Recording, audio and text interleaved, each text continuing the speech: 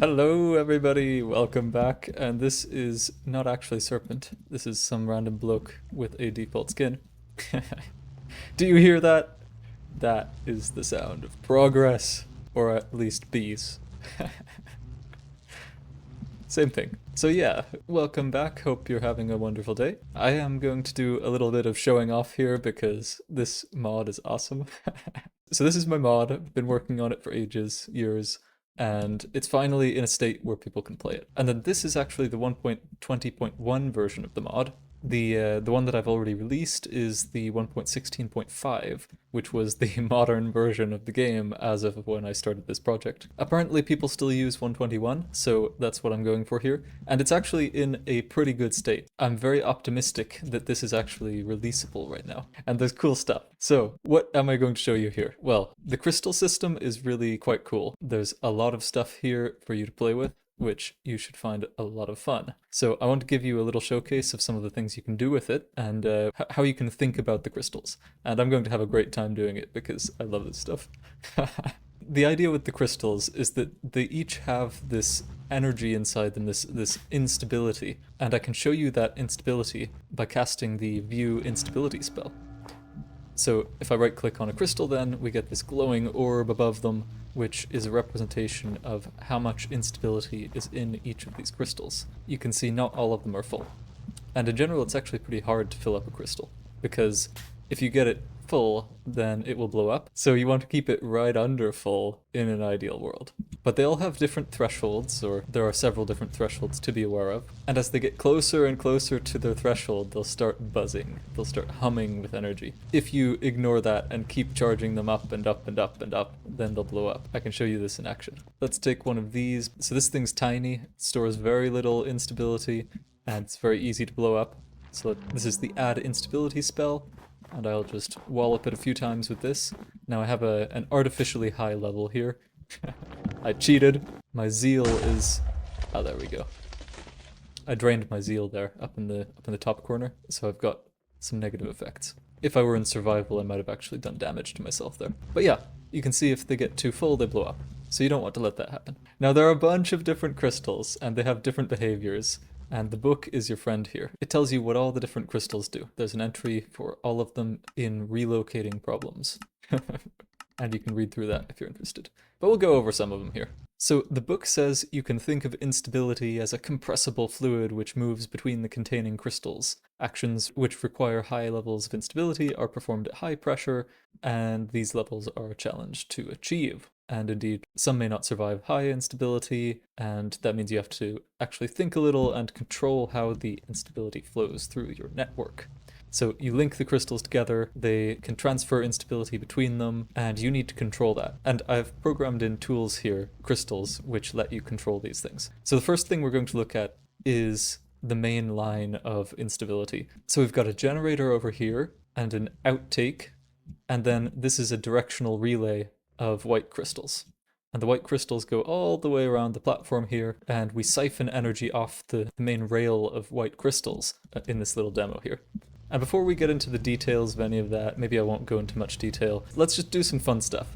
Okay, these ones, they feed energy down the line, and what do we do over here? Well, we siphon a little off with one of these, and we put it into this guy. This guy's a jerk. This crystal will either shunt you or pull you over, depending on the state of the redstone. And it can be pretty powerful. Let's take an innocent fluffy animal as an example here. Pew! Isn't that amazing? Isn't that awesome? I've tried to make a little launcher here. It's not too effective in that direction, but I feel like you could make some fun stuff out of this. And it has practical applications too, as you'll see. If you can't get close enough to flip the lever over there, which I actually did, then you can always flip it at a distance with the use spell. And now it's in pull mode. So now we're going to have trouble getting away. Alright, that's enough of that. So, how are we getting energy to this baby? You can see the main rail is active now, zapping energy along from the generator over to this crystal. And this guy is the claim to fame. So these ones are directional. These ones will spread between linked crystals. So this guy I can show you with the view links spell. He's linked to this crystal and this crystal. And you can see this one is all clean and happy. This one is all sure. And what that means is that he could explode the blue crystal by pushing to it. If the zappy was on this crystal itself, then it would mean that it could blow itself up by pulling from one of these crystals. So how do we prevent this blue one, this fine young fellow, from blowing up? Because you can see it's not blown up yet. And why would I place it there in the first place? This one is linked to this one. This is a long-range aquamarine relay, and this one over here is a large equalizing edocrace. The reason I've got this one in between the edocrace and the composite over there is because if I linked this one to that one, it could explode, and I'd have to protect it from exploding. But if I link this one to that one, you can see this crystal doesn't have a high enough threshold to make that guy explode. So this is kind of a breaker in the system. If I mess up my control circuit here, then this cheaper relay will blow up instead of my fine little composite crystal over here, which is quite expensive. So what is the control circuit then? Well, we have this, the high instability morganite gauge. And what this guy does is when you link it to a crystal, it will give a redstone signal when that crystal has a high level of instability relative to its threshold. So if I cast the view instability spell, you can see this circle is quite full. If I start getting zapped, and we look at that light over there, you can see it turns off. And what that means is that the level of instability in this crystal, which is the only link of the morganite gauge, as I'll show you in just a second here, the instability in its only link was getting high or low. That determines the light, and it determines whether the equalizer gets a redstone signal as well. And the equalizer stops equalizing when it gets a redstone signal, which shuts off the flow of instability into this guy, and by extension, this guy. So that's a simple siphon. Now, what else have I got for you? Well, over here, this is a crystal that's not available in the 1.16.5 version, so feast your eyes upon it. Oh, whoops. It's a teleporter, yes. And I'm starting to get a little annoyed by the buzzing, so let's turn that down. All of the stuff I've added to the 1.20 version, I plan to backport to the 1.16 version as well. But it's looking like the 121 version will come out pretty soon, I think, at least in alpha or beta. So these guys, you link them to some crystal, and that crystal will receive both you and some instability from the teleport. And they've got wacky long ranges. Look at this. If I cast the view range spell, boom! Look at how huge that is. It's a teleporter, right? It needs to have a pretty large range. I'm thinking the way you might use these is you place them along your main power rail, or you could even make a power rail specifically to power teleporters with the long range aquamarines, which have quite a respectable range. I can show you. See, that's pretty large. It's no teleporter, but it's pretty large. And so you could construct a chain of teleporters along a power rail and make a cool bit of transportation that way. And this is just wild suggestions, of course. You can do whatever you want with all these things. This over here now is the main proof of concept. Can you guess what this is? This is a tree farm, and it's fully automatic. So let's get this guy going. Click that lever off, and I can walk you through a couple things that are happening here. The tree is being broken down, and a sapling just popped out, and now it's placed. That guy's growing it, and now it's grown, and now the beautiful cycle repeats itself. Oh yeah, and this guy is being put to good use, collecting the items. When I was building this, I got a giant oak tree and I was annoyed by it, so I used Dust of the Devourer on it. If you're unfamiliar with Dust of the Devourer, you're in for a treat.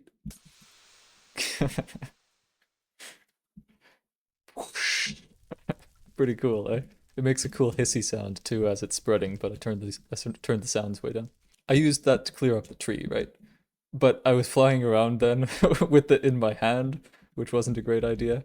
And I tried to click the chest, and this guy pulled me in right when I clicked the chest, and I misclicked on this block, and good times. It didn't destroy too much. I used a small jar. Okay, how does this work? This guy collecting the items should be pretty clear, and this guy growing it should also be kind of clear. What each crystal is doing is pretty self-explanatory, right? I've linked the grower to the spot where the sapling's placed. I have linked the placer where the sapling should be placed, and the breaker has links all up the log spot to get rid of the logs. Really, the tricky bit here is distributing instability through the system in a safe way, because these crystals, not cheap. If we look at the recipe for this guy, for example, takes lime sphein, it takes a stabilized lattice resonator.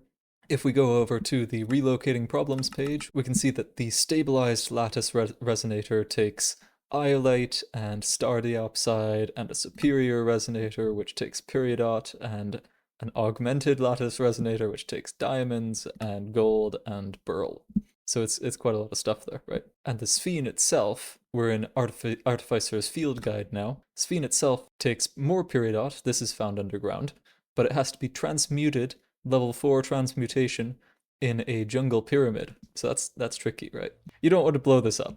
So how do you avoid blowing this beautiful little fellow up? Let's take this main power rail, for example. If we take one large barite relay and we link it to this, you can see it's zappy.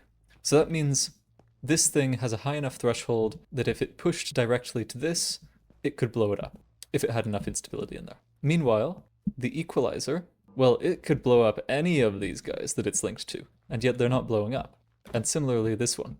You can see both of them are linked to this tiny little squidge, this shrimpo over here. And this, remember, has a tiny threshold. It could blow up at a moment's notice.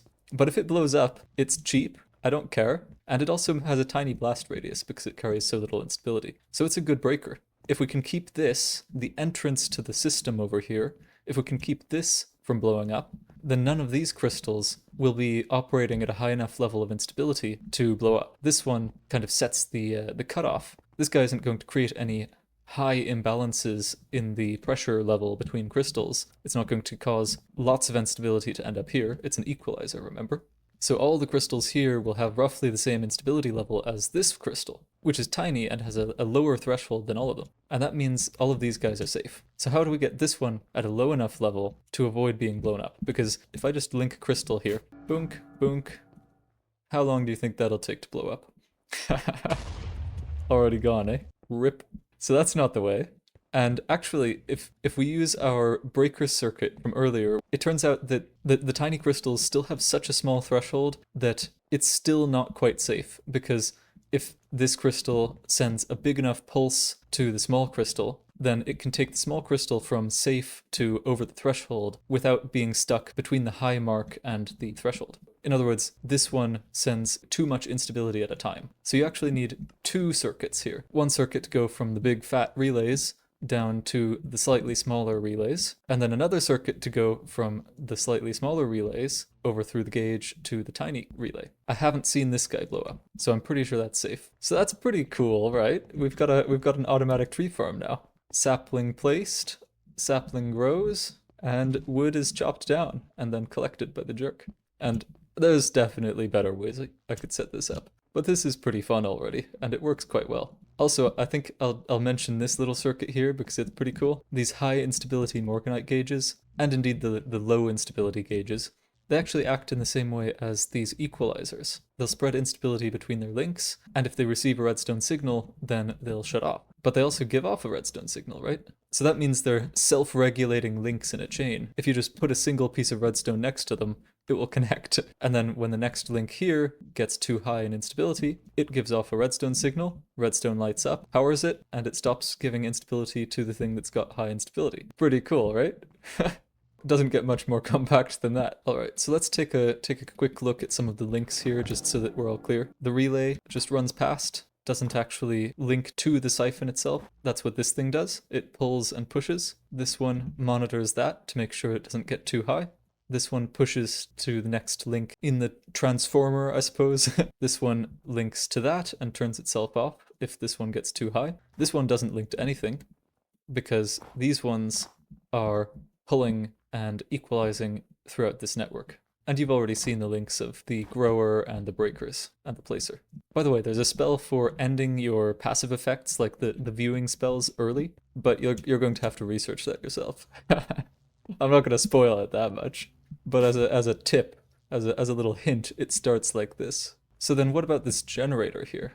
Well, we have these heat reactive crystals above lava, and then we have a gauge. So the gauge is monitoring all three of these. If they get high, it will send out a redstone signal, updates the observer, sends a signal to the dropper, and it toggles the lava. Redstone turns on when they're unstable, lava disappears, then they stop generating instability, that's siphoned off into the grid, or if there's nothing draining from the grid, then the lava will just stay disappeared. But we wanted a pretty high level of instability throughout the relay, right? What I'm using here is a shunting sunstone, and this is a forceful crystal. I can show you what I mean by that with the view forcefulness spell. Haching. So you can see it's got a kind of decent circle right there. This one here, smaller circle. If I take our pitiful little relay crystal, quite a titchy sphere. I think this one has the lowest forcefulness of all.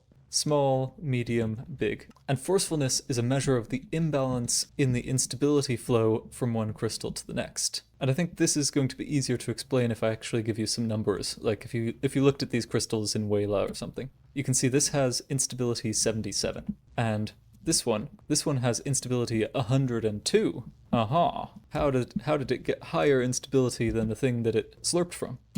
This one's got 94. And this one's got 85. So from here to here, the instability level goes way up. And then from here to here to here, it goes down significantly.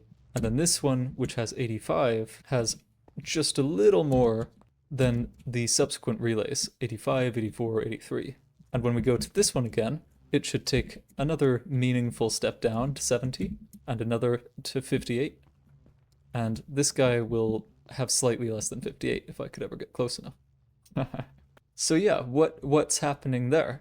These crystals have a forcefulness of roughly 1, just under 1, which means they can push their instability to just under the same instability that's forcefulness 1. These ones, they have forcefulness just under 1, maybe 0.9 or something. I actually don't remember.